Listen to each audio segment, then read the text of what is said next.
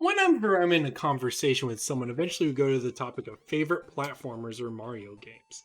I'll always cite Donkey Kong for the Game Boy, released in 1994. This mostly gets confused reactions. I think people immediately assume it's a Donkey Kong Country type of game. Most specifically, I'm guessing they think I'm talking about Donkey Kong Land. This isn't true. Donkey Kong for the original Game Boy is actually a remake slash reimagining of the original Donkey Kong arcade game. I say that in the loosest terms because the levels of the original Donkey Kong are only the first few levels of the game. It operates within that same basic framework. Donkey Kong has stolen Pauline, and you must go through obstacle courses to reach her. But as soon as you play, they add complexity to the level layouts. It's puzzle like, especially in trying to figure out how physics work or how the keys to open the doors in the level and bring it all there, or switches or unique enemies. And every level feels fresh and different.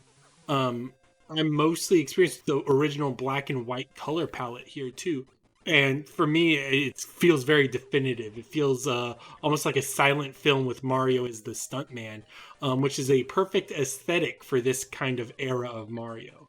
But why am I saying this game is so special specifically? Well, I think a lot of it is done really well. I think every aspect is top-notch execution. It has a great respect for the franchise before its release. It has many great sections that pay tribute to the characters of Mario and Donkey Kong, and even Donkey Kong Jr. In that arcade legacy. The heavy extended use of picking up items and throwing them onto enemies also feels very Super Mario Bros. USA. And most importantly, every new aspect of the game still feels appropriate within the original arcade Donkey Kong, except for one major thing. In case you haven't been paying attention to the gameplay I've been showing, you should.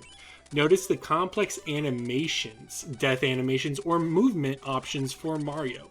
The game is built to be broken in many ways, allowing you to change depending on the height. If you're falling from a different height, there's different animations and states for him. Low enough it doesn't matter. A little higher and you actually roll out of the landing with momentum. A little bit higher and you just face plant and then you're stuck for a few minutes or for a few moments, and then you fall way too high and then you just die. You can sidestep entire levels because of the direct approach with the back jumps and handstands. If you're familiar with Mario's moveset, you can break this game in some beautiful ways, and they actually encourage that. By the end of the game, you'll need to have at least shown a basic understanding of these complex techniques. The game hands you many lives whenever possible for optional rewards for time completion or obtaining specific items. The game isn't necessarily hard, but it is built on you spending lives to execute a level perfectly. I think what makes this game special is its ambition. Even now, I'm amazed by the scope and skill of the game when it really didn't need to be. A Game Boy version of Donkey Kong never needed this amount of levels or this amount of detail. There's 97 stages, all very different from each other. And there's a color version for the Super Game Boy version of the game that utilizes color also really well with some nice framed borders. This game always wows me whenever I play it. It's one of those games that I can't even like hype properly because of how much it just like sticks in my brain. I think one element of this game that's missing, that's emblematic of the entirety of Mario, is probably the realm of secrets or exploring. I think a lot of that is just tied into the items you can collect in the game for the one ups.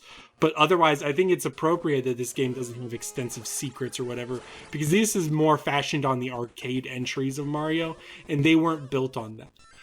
This game feels like an extended, fleshed out arcade experience for a portable console, and that feels really special to me. And this is probably always and forever my favorite Mario game or Donkey Kong game.